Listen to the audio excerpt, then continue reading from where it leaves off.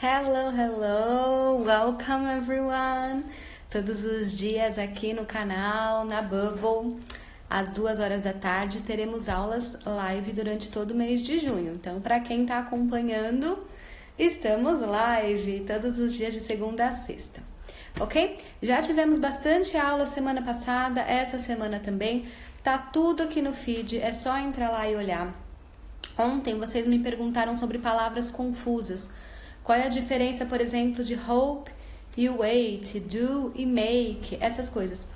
Lá no nosso canal no YouTube tem uma playlist com 3 vídeos falando sobre isso, tá?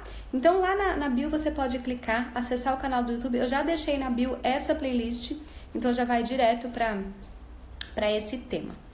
Bom, então temos lá na bio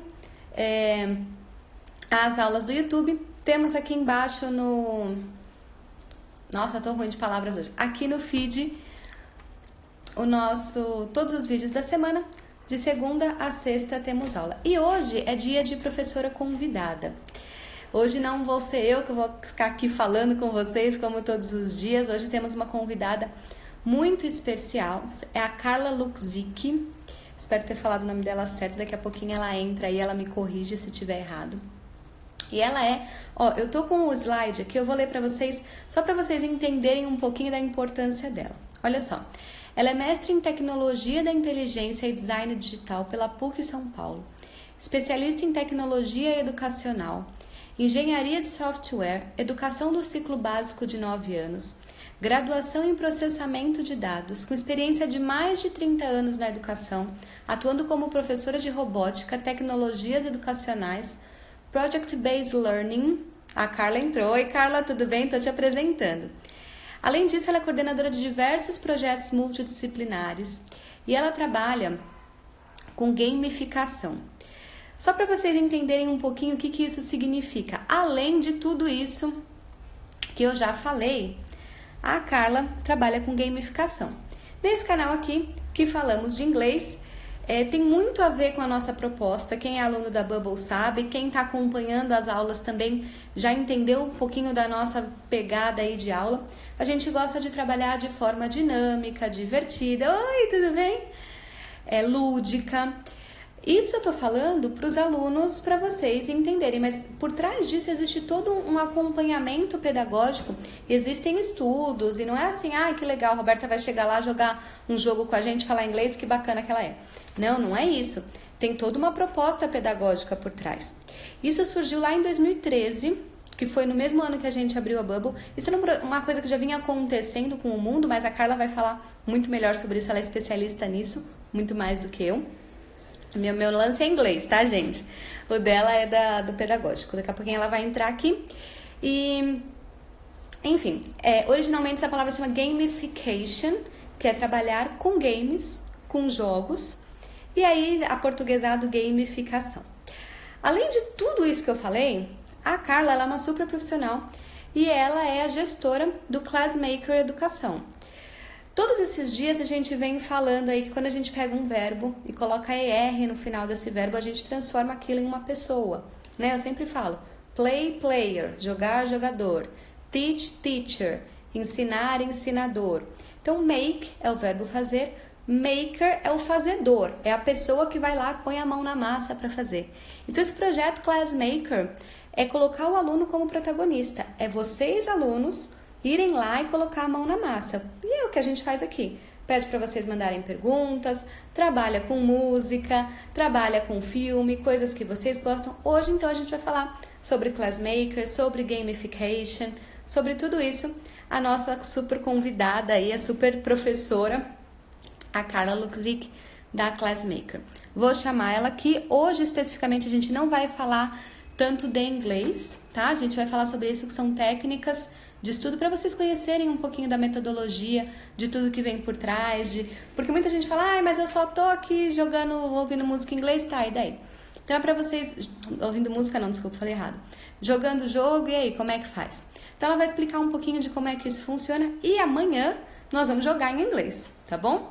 Então eu vou chamar a Carla aqui, se vocês tiverem dúvidas, por favor, mandem aqui, que ela vai respondendo, tá bom? Aproveitem esse momento. Como eu li aqui o currículo dela, uma super profissional. Então, aproveitem esse momento que é raridade, hein? Vamos esperar a Carla conectar aqui. Já vão mandando as perguntas de vocês. I am a musician, very good your live. Thank you, Renan. Thank you very much. Oi, Dani, tudo bem? A Dani também é uma super prof. Super teachers. Vamos esperar. Oi, Carla. Tá conseguindo entrar? Já te autorizei aqui. Tá aguardando. Vamos esperar. Enquanto isso, gente, vai mandando as perguntas. Fala qual o jogo que vocês mais gostam. Se em algum momento da vida de vocês, vocês já sentiram que vocês estavam jogando alguma coisa e aí vocês perceberam que vocês aprenderam alguma coisa com aquele jogo, seja de inglês ou não, da vida mesmo. Oi, Carla, seja bem-vinda. Tudo bem? Oi, Rô, tudo bem? Tudo bem, e você? Seja muito bem-vinda. Já te apresentei aqui, super profissional da educação. Então, fica à vontade. O canal é seu agora. Bom, quero agradecer a você pelo convite. Espera só um momentinho. Dá uma olhadinha aqui, ó. Tá dando um problema na conexão. Vem aqui. Eu que agradeço também a... Não, eu tô... Ó, não tô... Espera aí que deu um probleminha aqui. Tá bom. Gente, quem tá live e quiser ir mandando pergunta, manda bala, hein?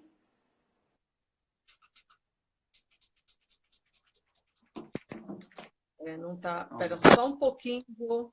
Tá bom. Acho que agora foi. Pronto. Bom, como você já fez a minha apresentação, quero agradecer o convite que você fez.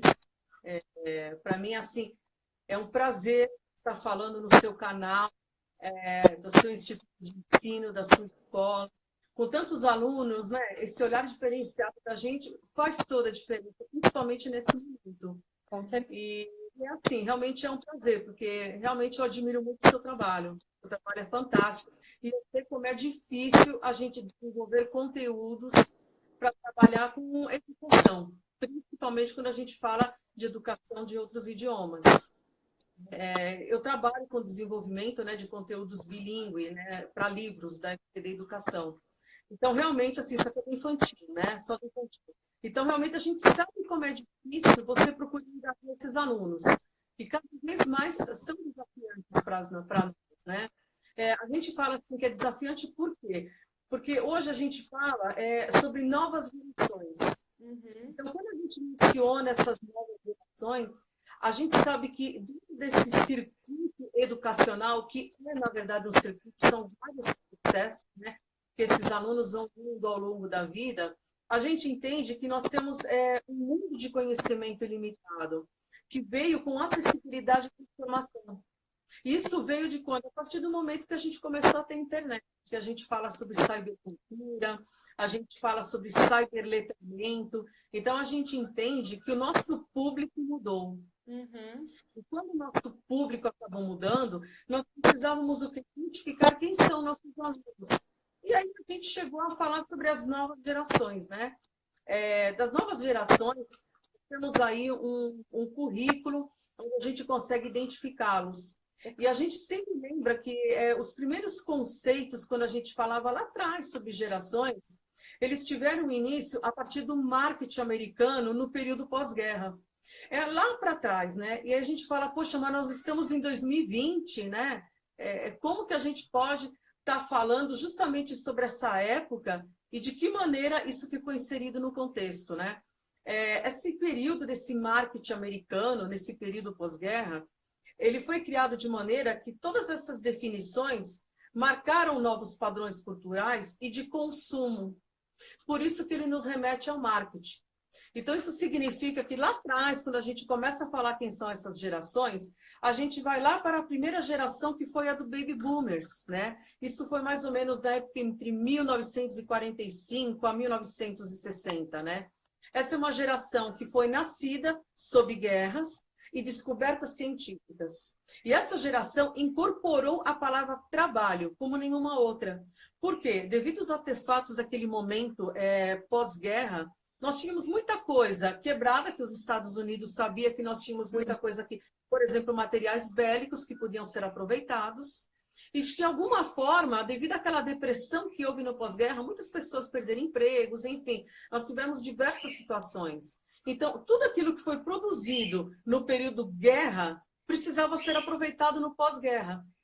Então, o que acontece? Eles desenvolveram aí, né? Eu só vou dar eu vou dar agora esse spoiler rapidinho. Foi quando nós começamos com o ensino maker. Uhum. Foi exatamente nesse período. Pós-período... Desenvolver o ensino maker? Isso, foi de 1945. Espera um pouquinho que parece que a comunicação está ruim. Vou usar aqui para ver se fica melhor. Ficou melhor? Tá melhor, tá melhor. Tá melhor? Então a gente vai com esse. E aí, justamente nesse período, nós começamos a passar... geralmente ele está dando aí um descanso de 10 a 20 anos, né? Então, quando a gente passou o período do pós-guerra, que foi dos baby boomers, a gente entrou na geração X. A geração X era mais ou menos dos nascidos de 1960 a 1980, aproximadamente. Existem algumas variações, tá, nesse trabalho. Mais ou menos 10 anos, às vezes 10 anos não, desculpa, de 2 a 3 anos, tá? Então, a geração X foi de 1960 a mais ou menos 1980. Ela foi cercada por grandes construções. Lembrando que lá atrás, na geração dos baby boomers, foi quando incorporar a palavra trabalho. Então, foi nesse momento que os arquitetos, os construtores, começaram a trabalhar essas construções e começou os grandes projetos. Ela trata-se de uma geração que ela ligou o motor do desenvolvimento. Ela abriu os olhos para o mundo da globalização e da tecnologia. Esse grupo ele tem muito mais intimidade com a tecnologia do que a geração anterior. Porque a gente fala de televisão, exatamente, a gente fala de televisão, a gente fala de rádio, né? Ou seja, a educomunicação, eram os 2 principais canais. E justamente nessa época, a IBM lançou seu primeiro computador que já fazia a tradução durante os períodos de guerra. Então, com esse IBM, a gente já começou a seguir nessa linha, que foi mais ou menos 1947, 1948. Na sequência, nós entramos na geração dos millennials, que eram mais ou menos entre 1980, finalzinho da década de 80, até mais ou menos 1990, né? Eram daquelas pessoas que são consideradas as profissionalmente indecisas. Elas... É a minha geração essa, eu sou de 87. Né? Porque a gente fala assim de tanta assertividade, né? E essa geração era daqueles que eram indecisos, porque vejam, de 1980 a 1990, era aquele pessoal que justamente começou a trabalhar com internet. Então, o que acontece? Devido a essa inserção da tecnologia no mercado com a abertura, a gente está falando de época de Steve Jobs, a gente está falando de MIT, de Harvard. Então, a gente tem essa característica específica, né? Era aqueles que buscavam propósito no trabalho e naquilo que eles poderiam exercer como atividade dentro do ambiente de trabalho. Era justamente nessa época que se fortaleceu muito os caçadores de talentos e as empresas de garagem que a gente falava nos Estados Unidos. Essa geração é uma geração que iniciou a revolução da internet. E ela também deu início à grande onda de empreendedorismo e startups. A gente tem muita startup no Vale do Silício. Aqui no Brasil a gente está com um movimento grande, mas aí você pode ver, finalmente é o pessoal que nasceu a partir de 1980. É verdade. Existe aí uma confusãozinha que o pessoal faz quando eles falam que os nativos digitais nasceram a partir da década de 80. Eles nasceram a partir da década de 80. Porém, a sua real entrada no mercado de trabalho, quando a gente fala em questão de educação, é a chamada geração Z, que é a partir de 1990. Tá? E aí eu já vou explicar por quê. Quando a gente entrou nessa geração Z, a gente tinha algo de 1990 a 2009. Aproximadamente, tá? Em alguns países se esticou até 2012. Tá. Era todos aqueles que nasceram nessa época que já tinham dispositivos digitais. E eles faziam uso, eles entendiam ele como algo natural em suas vidas. Rô, você está me ouvindo bem? Parece que está dando uma interferência. Está tudo ok? Porque para mim parece que está dando. Tá Tá ótimo. bom. Tá ótimo. Pode falar. Qualquer Então vamos lá. aviso. No Brasil, especificamente, essa geração G, ela já era representada já nessa época, mais ou menos em ido de 2005, por 20% da população do país. Esses são aqueles que foram atribuídos como nativos digitais. Então, o que aconteceu com esses nativos digitais? Eles redescobriram o poder da comunicação dos vídeos. Quando a gente teve aquela introdução massiva do YouTube, quando a gente começou a falar de podcast, quando a gente tinha os arquivos que era de Media Player, tá? Foi exatamente nesse período. E eles veem como o YouTube uma grande oportunidade de negócio, que é justamente, se você perceber, essa geração de até 2009, mais ou menos, é onde nós temos uma grande gama do desenvolvimento dos YouTubers no Brasil. Esse termo nativos digitais, ele foi criado a primeira vez através de Prensky, do seu livro, foi ele quem criou esse termo. Eu deixei até separado aqui, eu vou mostrar para vocês. Tem um livro excelente do Prensky, que ele vai falar para vocês sobre tudo isso. Esse é um dos livros que eu utilizo principalmente no trabalho. É um livro importante para mim de formação. Os digitais. Ai, que legal. Aprendizagem baseada em jogos digitais. E é interessante esse livro porque ele fala de diversos cases. Tá? E ele fala de que maneira os jogos militares foram introduzidos dentro desse cenário de trabalho, quando a gente fala, inclusive nos Estados Unidos, que eles começaram isso com pequenos programas de simulação de guerra, principalmente para os pilotos que andavam com tanques de guerra. Então, a gente tem aí toda uma similaridade, porque o tema não partiu de si sozinho, né? Chegando na vanguarda, a partir de 2010, a gente entra com a geração alfa. Tá. Então, dependendo da idade que o seu filho tem, provavelmente ele faz parte dessa geração alfa. Né? Por exemplo, o meu filho, ele faz parte dessa geração Z. Meu filho é youtuber. Então, ele é youtuber, ele é gamer, participa de torneios, e é uma coisa que ele curte. Você percebe, você conhece ele. Então, mais ou menos o pessoal da nossa idade tem filhos mais ou menos dentro da geração Z. A geração alfa é aquela que veio depois de 2010. Né? Tal qual a geração Z, na verdade, igual, eles têm a tecnologia ocupando o centro de todas as suas decisões. Eles não tomam nenhuma decisão que não seja feita no mercado de tecnologia do mundo. Porque a globalização, porque a cybercultura. Né? E todas essas decisões acabam sendo monitoradas. E elas acabam trazendo uma profunda mudança, né, nesses processos de aprendizagem. Principalmente nós que trabalhamos em educação, a gente acaba seguindo a vanguarda de todas essas tecnologias. Hoje em dia, a tecnologia, a gente não vai conseguir trabalhar sem ela. E aí, a gente chegando lá, nesse pedaço que nós estamos agora, nós já vamos falar alguma coisa da década de 70, mais ou menos, 1960, quando entrou a história da educação 4.0 dos Estados Unidos, ela migrou aqui para nós. Então, assim, a gamificação surgiu antes do contexto educacional, veio na vanguarda da educação 4.0, e nós estamos dentro desse guarda-chuva da educação 4.0. Então, quando a gente fala sobre isso, a gente fala justamente do que você comentou, o professor maker. Na verdade, é aquilo que eu sempre falo, todo professor é maker. O professor, ele cria coisas diferentes para a sala de aula. E é importante a gente perceber que esse professor maker, ele faz com que o tradicional modelo, né, das salas de aula com lousa, carteiras separadas, acabem ficando de lado. Por quê? Ele pede que os espaços sejam mais colaborativos. A isso, só para você entender, quando a gente sai da educação 4.0, automaticamente a gente entra na educação 5.0. E a educação 5.0, percebendo essa questão muito importante, nos mostra que faltou uma colaboratividade maior. Então, já logo em seguida entrou a 5.0 com colaboratividade. E aí, só dando mais uma palhinha, a gente engatou na educação 6.0, que fala sobre sustentabilidade. E aí é papo para outras lives que a gente depois a gente marca. Assim, o negócio é igual um tendão de Aquiles, a gente tem que ver onde a gente vai pensar, né? Então, assim, o principal papel desse professor é ele entender que o professor não é apenas o responsável por repassar conhecimento, na verdade ele é um mediador. Então, quando ele está mediando, ele precisa conhecer as situações de mediação.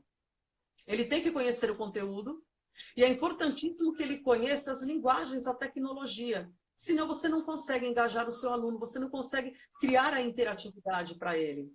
Eles conseguem desenvolver nos estudantes a habilidade de aprendizagem autônoma. Ele está falando sobre protagonismo e autonomia, além de trazer o próprio amadurecimento do aluno, porque ele aprende a tomar as suas próprias decisões. Ele aprende a entender o que é certo, o que é errado, o que é adequado e o que não é adequado. E com isso, ele consegue criar soluções onde o professor mediador, ele está lá na nossa primeira nuvem, ele acaba desenvolvendo a coisa de tal maneira que diz assim, ok, Well, você conseguiu desenvolver, mas será que isso vai ser adequado lá na frente? Porque aí fala sobre aprendizagem baseada em projetos, que é o nosso carro-chefe daqui por diante. Acompanhar as rápidas inovações para que não fiquem para trás do mercado de trabalho. O professor precisa de acompanhamento, ele precisa de formação constante, informação, porque a tecnologia se renova muito rápido, e ele precisa dessa informação. Então, veja, você também, Roberta, como faz parte da nossa equipe por questão de idiomas, quando a gente fala da Classmaker Educação, a gente entende que nós precisamos levar formação para esses professores, e sempre com preço acessível, porque normalmente, você sabe disso como professora, você já foi morar fora, você estudou fora, a gente sabe que é muito pesado o nosso orçamento para trabalhar nisso, a gente entende perfeitamente, a gente entende a desvalorização do profissional da educação no Brasil, e a gente sabe que quando você vai procurar um emprego e você vai buscar uma trajetória de sucesso, né, em algum lugar, você entende que sempre fala, poxa, mas aquela pessoa, ela tem um currículo melhor porque ela estudou fora. Mas veja, nem todos têm essa possibilidade. Então tem uma discrepância quando a gente fala dessa questão, não de credibilidade, tá? Mas eles falam que a questão financeira e a vivência no exterior tem um pouco muito grande na educação de idiomas, que é justamente o que você fez. E a gente sabe definir um bom profissional que tem uma vivência. Gente, isso que eu estou falando é muito importante, principalmente para diretores, gestores e coordenadores. É muito importante quando você tem um profissional de idiomas que tem uma vivência no exterior. Eu não estou desmerecendo nenhum profissional. Eu estou dizendo que isso é uma diferença, é um ponto pautável? Infelizmente é. E a gente tem que... Cultura. Exatamente. Nem tudo a gente consegue levar nesse ponto, né? E aí, por fim, a gente fala sobre o professor assumindo o papel de orientador e incentivador para as descobertas de cada aluno. Então, não é somente a gente falar no professor que está fazendo a mediação. Ele tem que incentivar todas as descobertas e saber elencar todos os elementos do processo. Certo. Pegando um pouquinho lá atrás a história, isso aí foi só um painel, tá? Agora a gente vai falar um pouquinho sobre a gamificação. Dentro desse painel a gente vai... Nossa, você sabe que isso daí dá conversa por umas 2 horas e meia. Ah, sim. Então, eu estou bem uma pincelada para a gente entender onde a gente está, tá, Rô? Sobre a gamificação. A origem do termo gamificação, ele vem de um programador e inventor britânico conhecido como Nick Pilling. Foi aquele que cunhou, em 2002, essa história das estratégias de marketing. A ideia de Nick era que conceitos e mecânicas do mundo dos games poderiam ser aplicadas a contextos do mundo real e motivar as pessoas a resolverem os problemas. O termo somente ganhou força e começou a ser conhecido mundialmente a partir de 2010, mais ou menos. Mas veja, 2010 bate com o perfil da nossa geração lá atrás. Exatamente o pessoal que curtiu o quê? O YouTube. Então, o que aconteceu? Nesse mesmo período, começou a ser criados os canais de game com os youtubers. Eles criavam e está falando de jogos diversos. Então, quando as empresas... há muitos anos, mas que veio a dar o boom agora por conta do YouTube, da internet, da nova geração que estava preparada para isso. Sim, é importante a gente lembrar que quando isso se fortaleceu mesmo, enraizou, foi com a chegada dos celulares, mobile learning, porque aí você tinha os jogos no celular, e aí com os jogos no celular eles tinham os pacotes de automaticamente eles acessavam o YouTube para assistir o quê? As videoaulas. Perfeito. Então, veja, tem todo um contexto, né? Isso é aquilo que a gente chama de teia do conhecimento antropoético. Todos os nós que estão amarrados nessa rede, eles falam entre... Eles se conectam. Né? E, Carlos, exatamente. Sabe uma pergunta que mandaram lá na enquete que eu fiz? Se gamificação é só online ou se pode trabalhar offline também? Offline também. O pessoal confunde, quando a gente fala de gamificação, eles entendem que a gente só pode estar falando isso com jogos.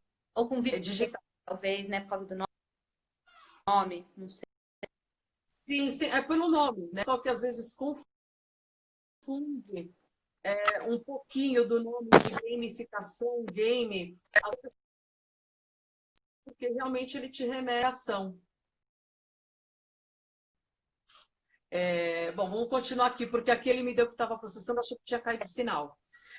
Bom, aí quando eles criaram esses sistemas de conquistas e recompensas, eles trouxeram o mesmo trabalho de gamificação, por exemplo, quando quem tem o plano, por exemplo, digital de telefonia, sabe que quando você faz o número de pontos, eles liberam ingressos, enfim, descontos em lojas. Então, isso nada mais é do que gamificação, tá? Lembrando que o conceito vem lá atrás do marketing. Tá? Por isso que as empresas utilizam. Ele nasceu no marketing, né?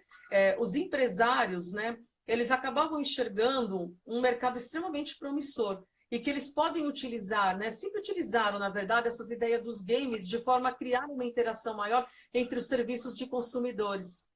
Com isso, trazendo todas essas pesquisas, a gamificação foi apresentada oficialmente na área de educação na cidade de São Francisco em 2013, porque houve uma convenção de games e dentro dessa convenção de games falava-se sobre os celulares. Então, foi nesse momento que elas inseriam dentro do contexto. Muitos pesquisadores relacionam a gamificação como uma forma de realizar a interação humano-computador de uma forma mais suave e lúdica. Uhum. Nós temos um público muito grande que acessa conteúdos de computador, essa interação humana com o computador é muito importante, tá? Pensando que disso tudo que eu estou te falando, nós falamos e temos que pensar o seguinte, que o primeiro objetivo desta técnica é tornar as experiências sociais cada vez mais próximas, ou de forma aplicável no contexto dos games. Existem vários aspectos, né, do universo dos games que podem ser aproveitados em situações cotidianas. Lá na frente eu vou dar um exemplo sobre isso. Legal. Lembrando que gamificação, respondendo a sua pergunta, somente online, presencial não precisa ser online, não precisa. Gamificação nos remete à ludificação, a olhar lúdico, trabalhos lúdicos, oficinas lúdicas. Então, a gente trabalha com madeira, bloquinho. Por exemplo, posso gamificar um processo de aula de artes? Claro que eu posso. O aluno pode criar diversos passinhos, por exemplo, como se fosse uma trilha, levando lá atrás o banco imobiliário. O banco imobiliário é uma gamificação. Tá? Ela tem uma interação social e ela especificamente não usa o computador. Tá? Então, você pode sim gamificar a sua aula sem o uso do computador.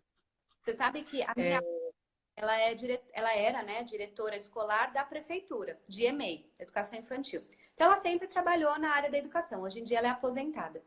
E, às vezes, ela conversa comigo e ela fala assim, eu não gosto, porque vocês ficam inventando nome para as coisas que a gente já fazia lá atrás. Agora, vocês ficam falando que é game, é não sei o quê. Porque o que ela quer dizer é isso, que os professores sempre trabalharam dessa forma, principalmente na educação infantil. Com blocos, com jogo de tabuleiro, com massinha.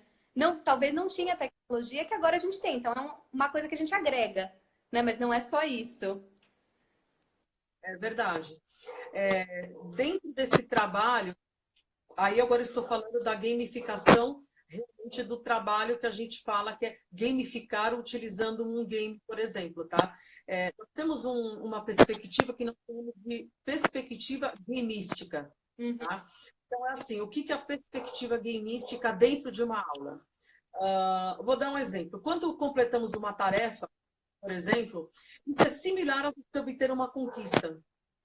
Ou mesmo quando nos diplomamos, por exemplo. É como se subíssemos de nível na vida. Isso é uma perspectiva gamística. É onde ela torna tudo mais divertido. Competitivo? Sim, de certo modo é competitivo. Então, inclusive, nós temos diversos games que tratam da vida real, dizendo... na verdade, isso é um trabalho, tá? É um estudo que nós temos lá fora, que ele mostra para a gente, dia a dia, isso é um estudo do MIT, ele mostra para a gente no dia a dia como que nós conseguimos escolher na vida. Então, ele coloca assim, você saiu do ensino médio, seu score é tanto. Você realiza, por exemplo, os trabalhos voluntários que são importantes lá fora, e graças a Deus aqui também estão sendo, você tem tanto de score. Então, ele vai colocando, ele gamifica a sua vida. Isso tem um trabalho muito importante na recuperação de jovens com problemas sociais, tá? De todas as formas. Na educação, o potencial da gamificação, ele serve para despertar o interesse do aluno, trazendo para perto da gente. Ele aumenta a participação, porque, lembre-se, ele é um game. Ele tem um caráter que a gente pode considerar ele competitivo, claro, é uma competição. O game em si, apesar de ser um game colaborativo, ele também é competitivo. Sim. Ele desenvolve a criatividade. Hoje em dia nós temos problemas seríssimos com o desenvolvimento da criatividade. A gente sabe que a escola diminui cada vez mais. O tempo do aluno em casa, aumentando o tempo na escola, e a escola entrou para dentro da casa desses alunos. Sim. Então, o que acontece? Esse tempo que isso daí aconteceu, a criatividade acabou sendo tolhida, ela acabou sendo cortada, e hoje em dia ela precisa estar presente de novo no nosso cotidiano. Isso é o que, por exemplo, os atuais contratadores do mercado de trabalho buscam. A questão da autonomia, né? Quando a gente fala em autonomia, a gente fala sobre líderes, né? Mesmo aqueles que não têm perfil de líder, eles acabam se destacando em um grupo. Por quê? Porque eles têm que ter autonomia. Eles conseguem tomar decisões sozinhos, apesar de não serem líderes. Promoção de diálogo, promover o diálogo. Nós estamos falando, gente, de uma área tecnológica. A gente fala de youtubers. Então, como que a gente não vai ter uma narrativa? A narrativa é importante no nosso contexto no dia a dia. Quem não tem muita facilidade com narrativas, consegue desenvolver textos, normalmente acabam desenvolvendo diversos cursos. A educomunicação é muito boa para trabalhar promoção de diálogos e narrativas do contexto no cotidiano. Resolução de situações, problemas. Isso é extremamente importante, porque quando a gente fala sobre isso, nós temos que conseguir resolver um problema. E se não conseguirmos resolver este problema, nós temos, veja, o professor para estar mediando. Tudo isso que eu estou falando para vocês é no conceito que se insere na sala de aula, tá? A gente pode ter trabalhos autônomos desta forma também, porque a gente fala em autonomia. Mas aí a gente tem que tomar cuidado de onde está vindo essa mediação. Extremamente importante. Falamos, claro... É só brincar por brincar, não é? Se não tiver um objetivo e não tiver a mediação... Tudo bem, vai ter a criatividade, vai ter a autonomia, mas perde o propósito pedagógico daquela atividade. Exatamente. Porque assim, você vê, assim, a gente busca a autonomia desse aluno, porque ele tem que ser protagonista. Só que como ele vai ser protagonista, se você não tiver elementos, por exemplo, como o amadurecimento, a maturidade, a criticidade desse aluno. O aluno precisa questionar o professor em sala de aula. Ele tem que tirar dúvida. Porque, veja, a gente trabalha, voltando de novo, né? Agora eu vou falar um pouquinho sobre Maturana e Varela, vou citar eles, quando a gente fala sobre autopoiese, que é a troca de produto e produtor no conhecimento. O professor aprende todo o tempo com eles, eles aprendem com a gente. Então, o professor em sala de aula, ele não é um ditador, né? Ele não impõe, ele impõe regras, são limites. As pessoas confundem regras com limites, tá? É a mesma coisa, não vamos confundir liberdade com libertinagem. É mais ou menos isso que quer dizer. Então, aquele professor que é o mediador, ele coloca limite. E lembrando que quando a gente fala de gamificação, se nós não colocarmos um objetivo bem claro no início da aula, quando estamos usando games, sua aula não vai acontecer. Porque vai virar o quê? Brincadeira em horário de aula. Exatamente. Ele não consegue. Você já deve ter percebido isso. O aluno, quando você chega depois, passou aquele momento, você chega numa próxima aula, a primeira coisa que ele vai perguntar para você, professora, vamos brincar de novo? A gente acha legal falar isso. Vamos brincar, nós estamos educando, estamos brincando, estamos aprendendo, estamos construindo, mas veja, aquele elemento do seu processo, para gamificar o processo, você vai ter dificuldades de puxar esse aluno para si novamente, se você não tomar cuidado com esses detalhes. Falando agora sobre o processo da gamificação em si, nós temos a interatividade. A interatividade, ela trabalha com diferentes cenários, personagens e acontecimentos. Quando você trabalha, por exemplo, em stories na sala de aula, de alguma forma você já entra com a interatividade. Não é a digital, mas a interatividade. Porque você está trabalhando com livros, você trabalha com história, você trabalha com imaginação, você trabalha com envolvimento. E se a gente for lembrar, então, vamos pensando no livro. Quando você chega, o que acontece no final do seu livro? O seu herói, o seu personagem principal, ele tem que alcançar os objetivos. Uhum. Então, uma das metas é você ter o alcance dos objetivos, pensando que a informação que você está dando para ele tem que ter um propósito. Se você está passando aquele ensino para ele, a sua aula tem que fazer sentido a partir do momento que você passou o objetivo fim dela. O que nós queremos aprender hoje? O que nós vamos ver? Vamos trabalhar com colors, vamos trabalhar com shapes. Então, lá na frente, quando o aluno está aprendendo isso, ele vai saber encontrar exatamente isso que você está direcionando em um game, que é aquilo que você está buscando como uma ferramenta de apoio. A gamificação não responde ao processo todo de educação. Tá. Tem que lembrar que a tecnologia, isso é muito importante, tá, Rô? As pessoas que têm muita dificuldade com tecnologia, se sentem incomodadas, a gente entende, porque muitos de nós nasceram em outras épocas. Sim. Então, nós que nascemos em outras épocas, não estamos a partir de 1980, nós somos aquilo que nós chamamos de imigrantes digitais. E como todo bom imigrante, a gente aprende a falar o idioma do nosso outro país. Sim. Veja, quando a gente chega aqui no Brasil, minha família chegou no Brasil, ninguém sabia falar português.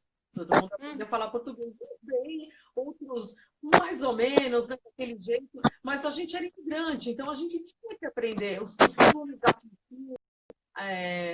o alfabeto, apesar de nem todos serem. Isso é uma comparação interessante para a gente começar a pensar dessa forma. Outra etapa importante do processo é o trabalho em equipe, extremamente valorizado no mercado de trabalho. A gente sabe que isso é terrível quando o professor vai trabalhar. Porque quando você vai criar equipe, tem sempre aquela briga. Esse é meu grupo, esse é aquele. O coleguinha fez.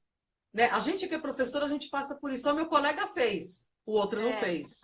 Ele não fez nada, ele não trabalhou, ele não interagiu. Então, veja, quando a gente fala em trabalho em equipe, existem dois pontos muito importantes. A gente fala sobre a combinação de recursos.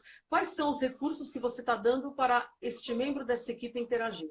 Eu sempre digo, quando você tem uma equipe, escolha bem as habilidades do integrante. Você nunca pode ter uma equipe pessoas que tenham a mesma habilidade, 3, 4 pessoas, 2, 3 pessoas com a mesma habilidade.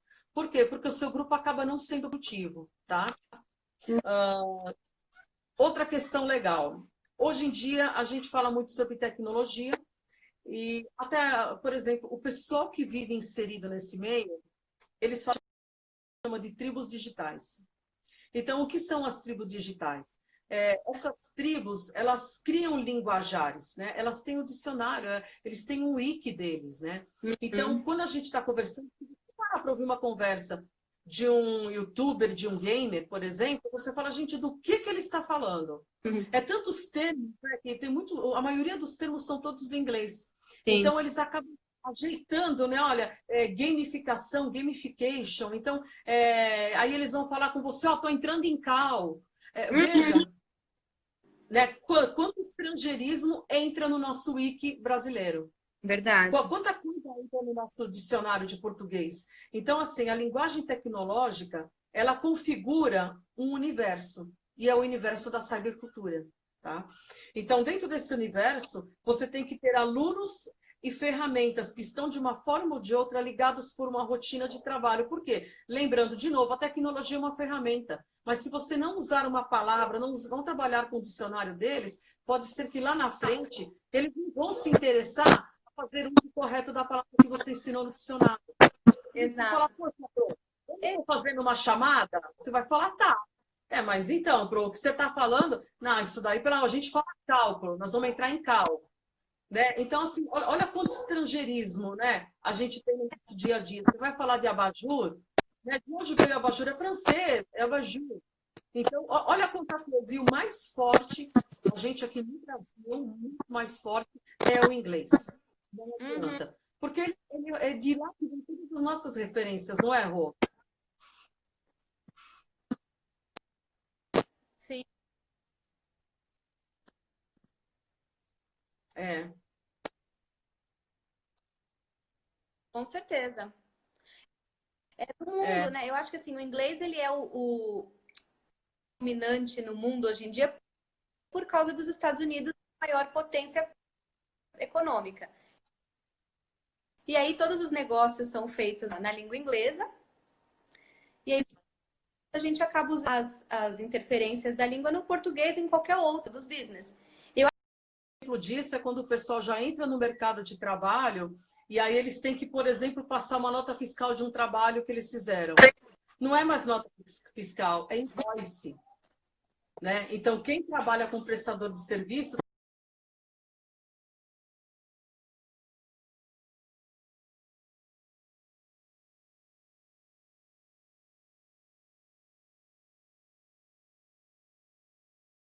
tem que saber que quando nós damos palestras para organizações internacionais, isso é padrão aqui na Classmaker, temos muitas em inglês, então a gente não fornece uma nota fiscal, é um invoice. Então, veja, todos os termos são em inglês, então, assim, é muito presente na vida da gente, né? Finalizando a última parte do processo, que também eu citei lá atrás em elementos, é a resolução de problemas.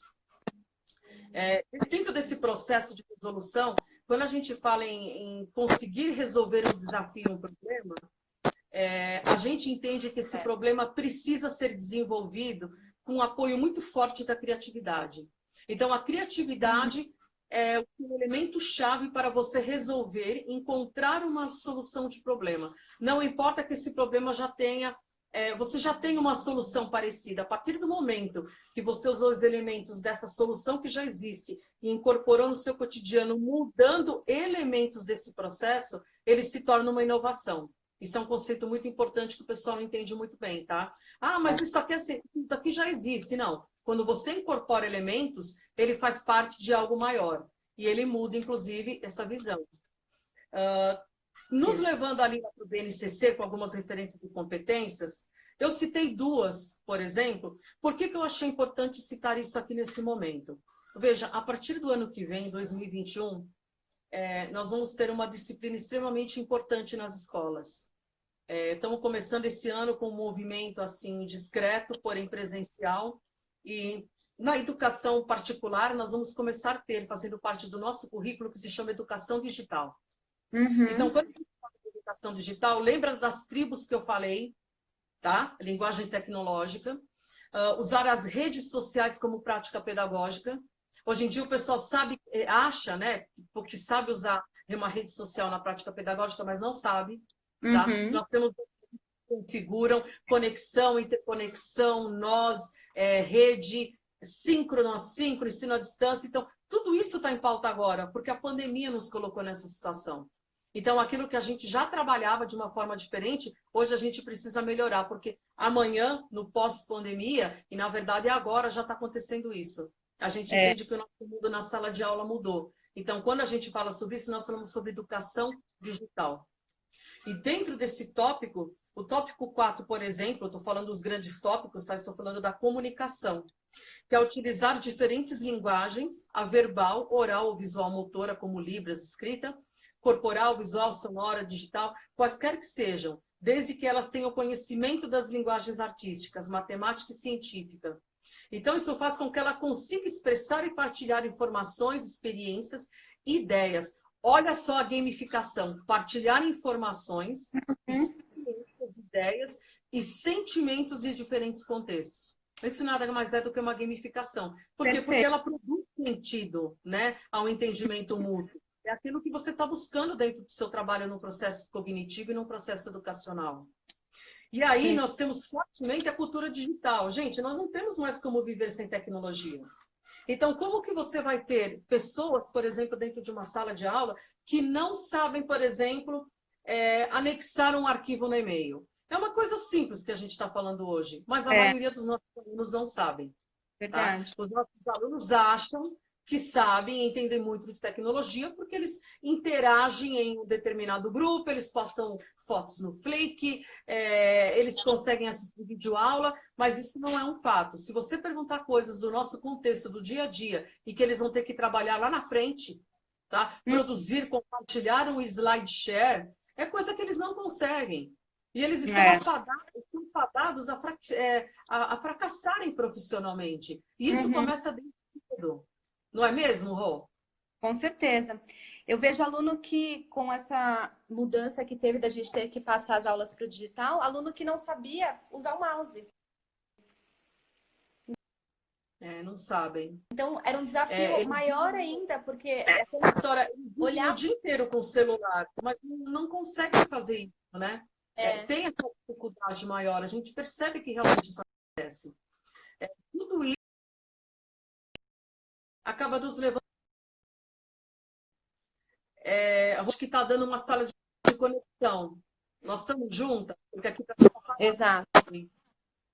Tô te ouvindo. Ô, Carla, a Dani Mori.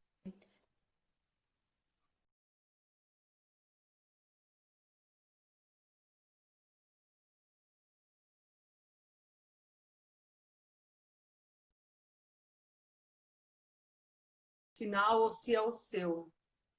Agora entrou o sinal. Picotou a mensagem. Desculpa, repete para mim. O que você estava falando da Dani.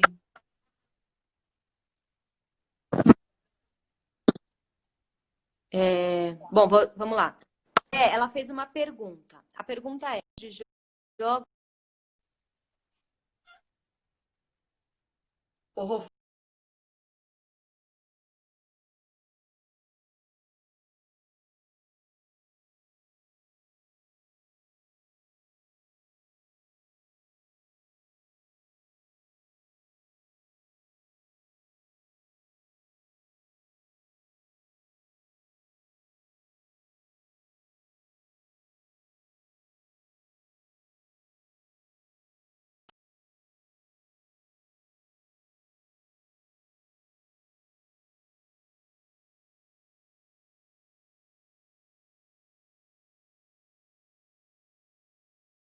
Nos levam para uma questão crítica, significativa, reflexiva e ética de diversas práticas sociais. E essas práticas sociais estão dentro do contexto de educação, produção de conhecimento, resolução de problemas, protagonismo, que é aquilo que a gente já havia mencionado lá atrás, e a autoria para uma vida pessoal e coletiva. E a tudo isso nos remete à cidadania, né?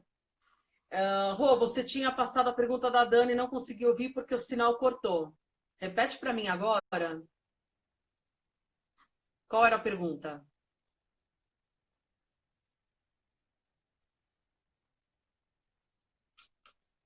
Rosa, está me ouvindo? Eu não estou te ouvindo, mas estou lendo seus lábios. É que você havia feito uma pergunta, que a Dani fez alguma coisa para você, então o sinal ficou ruim e picotou. Eu não ouvi a pergunta. Então, vou fazer assim. Eu vou continuando aqui, por causa do nosso tempo, e na hora que voltar o som, a gente vai fazendo uns testezinhos agora. Não tô. Não tô ouvindo.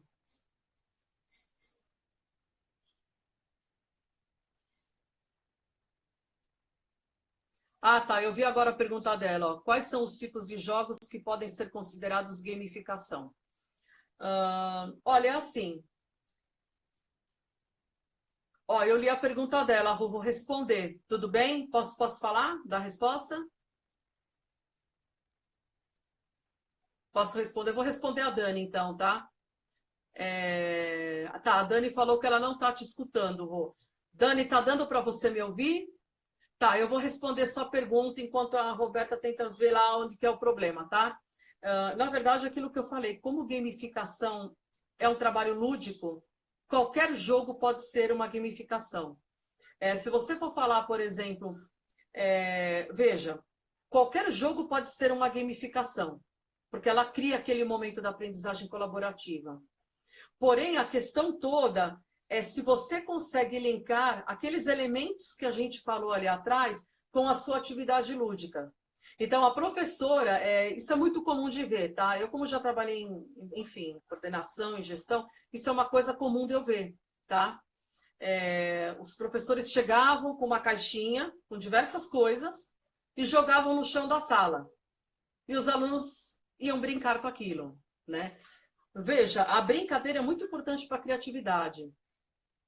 Mas a questão é, como que eu vou trabalhar os elementos da gamificação, e não estou falando só do digital, dentro daquela atividade que eu deixei para aqueles alunos estarem brincando, estarem trabalhando. Então, não adianta você levar uma caixa de brinquedos e colocar na mão desses alunos e deixar eles brincando de empinar bloquinho. O que eles estão fazendo lá? Além das coisas óbvias, ok, lateralidade, coordenação motor, ok, vocês estão falando bem dos pequenos. Agora eu estou subindo um pouquinho, eu estou falando do Fundamental 1. Então, como que você consegue só jogar aqueles jogos no chão, porque é isso que eu vejo muitas vezes, e vai querer tirar elementos de aprendizado daquilo? Ou você pode ter cores para trabalhar, ou pode ter formas geométricas, ou você pode começar a colocá-los em grupos para começar a trabalhar aquela questão do trabalho em grupo, aquela coisa de partilhar, aquela coisa de divisão. Assim como não faz sentido você levar os seus alunos, vou subir um pouquinho para o Fundamental 2, tá? Não faz sentido você levar os seus alunos e deixá-los sozinhos dentro da sala de jogos e falar, agora todos vão jogar xadrez.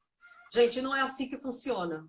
Tudo tem que ter um objetivo lá na frente. Tá? Não adianta você colocar grandes empresas que trazem, enfim, muitas atividades criativas e colocar os alunos na sala e deixá-los sozinhos com aquilo. Você tem que ter um objetivo e você tem que, ao longo do processo, observar se aquele objetivo está sendo atingido. Se isso não for o caso, ele não atingir esse objetivo, significa que ele não vai acontecer de uma forma ou de outra, tá? Então, isso é extremamente importante você estar percebendo. Uma das ferramentas que eu trabalho muito, tá? Eu trabalho muito com Minecraft na educação. E aí, o que aconteceu há algum tempo, eu percebi, quando eu trabalho com Minecraft na educação desde o Fundamental 1, Fundamental 2, ensino médio, inclusive na faculdade, tá?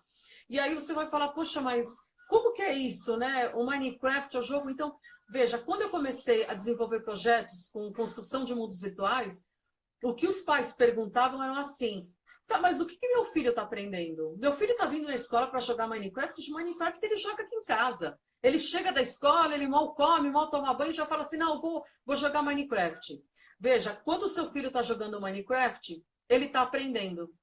Por quê? Eu fiz uma pesquisa, eu tenho uma vasta pesquisa em games, que são relacionados, indicados para a educação, e aqueles que não estão presentes dentro da sala de aula. E você tem jogos que possuem muitas características, e o Minecraft é riquíssimo. Porém, o que eu observei? Você tem a questão financeira, nem todas as escolas podem colocar o Minecraft Education dentro da escola. Eu consegui trabalhar com isso sem estar comprando e sem estar colocando o Minecraft Education. Por quê? Os meus alunos não tinham interesse em trabalhar em coisas prontas. Eles criam desafios. Então, quais eram os desafios dele? A gente quer construir coisas, professora. Então, eu realizava um trabalho de estação com eles. E foi desse trabalho justamente de estação que surgiu um projeto muito grande, que daqui a pouco eu vou comentar com vocês. O Game Minecraft em si, ele é um jogo do tipo sandbox. O que é o sandbox? É caixa de areia, tá? Eles são bloquinhos, quadradinhos, né? E aí o pessoal fala assim, nossa, mas eu não entendo por que o pessoal, gente, isso até ensino médio, por que o pessoal gosta tanto de Minecraft? O pessoal do ensino médio que não joga mais já jogaram muito, jogaram muito.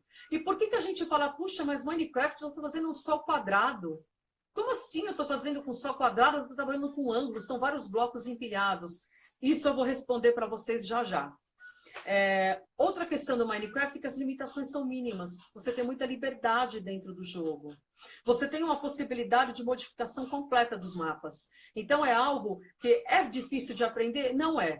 O que o Minecraft precisa? Ele precisa que você entre no jogo, entenda como ele funciona, como você se movimenta, e de lá a sua aula será muito melhor. Você não pode passar... Veja bem isso que eu vou falar. Isso é muito importante, se oriento muito quando eu faço as consultorias e eu trabalho com as professoras.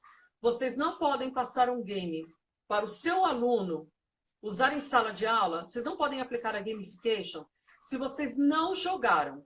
Então, vocês têm que entrar, vocês têm que jogar. Você pode falar, eu não gosto de jogar, mas ok, mas você tem que entrar, você tem que entender pelo menos qual é o conceito do jogo que você está passando para eles e como que você chega ao final daquele jogo, como que é o score do jogo, o que é terminar o jogo. Se você não finalizar, isso vai virar um eterno looping e seu aluno não vai alcançar um objetivo fim.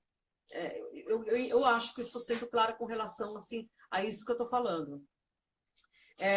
O Minecraft ele enfatiza a exploração. Se ele enfatiza a exploração, isso significa que eu tenho muitas cores e muitos formatos diferentes, tá? Nós temos escolhas de tarefas a serem realizadas, ele tem mundo independente, ele tem fácil construção e uso de blocos. Se a gente for falar das vantagens específicas deles, ainda a gente continua. Ele tem mais de 36 biomas, ele é fantástico para ser usado em aula de ciências. Ele tem aquela questão do amadurecimento do aluno, que é a temporalidade, os alimentos precisam crescer. Ele não vai numa prateleira e pega o alimento pronto.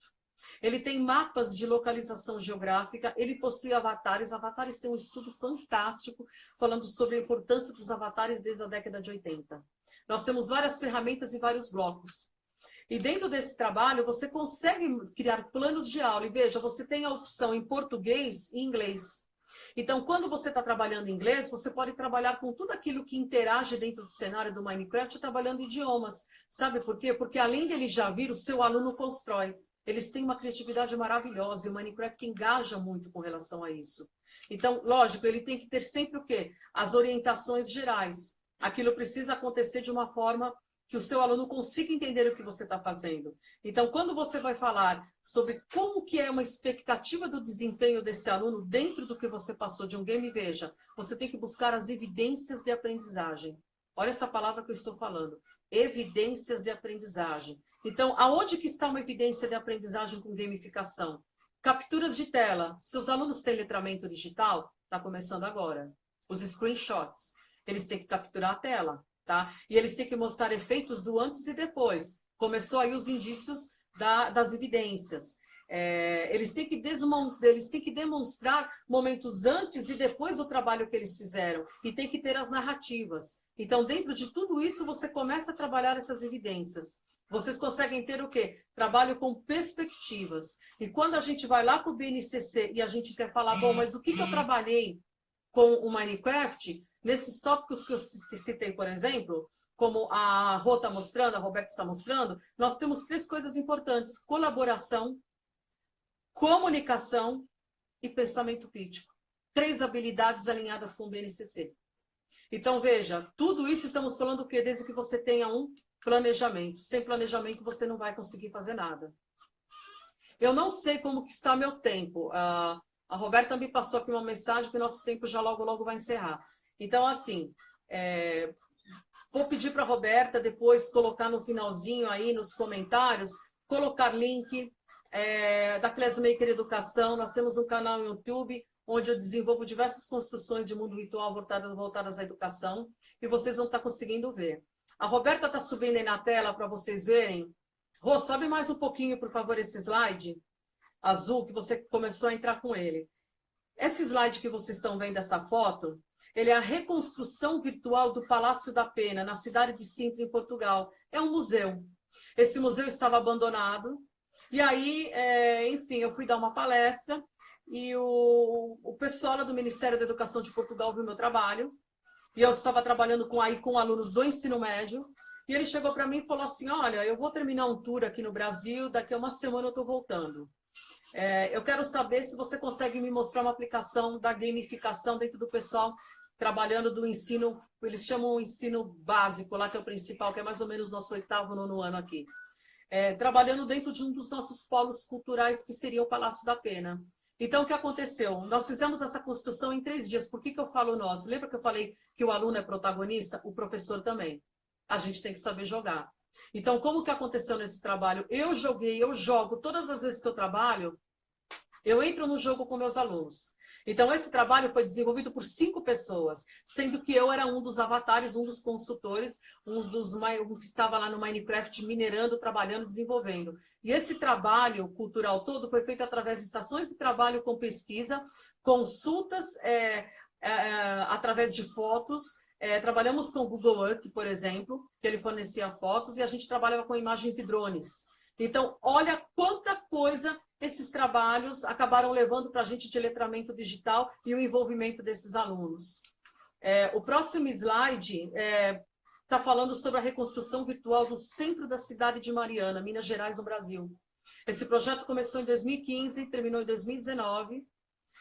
E esse projeto foi realizado por alunos Desde o Fundamental 1 até o ensino médio, eu tinha alunos de faculdade também. Hoje, os meus alunos que participaram desse projeto estão todos fazendo engenharia, arquitetura. Então, veja, esse trabalho nós fizemos na época que foi o rompimento da barragem, lá em Bento Gonçalves, em Minas. Então, aquela comoção, maior desastre ambiental, nós criamos um grupo de pesquisa como uma aula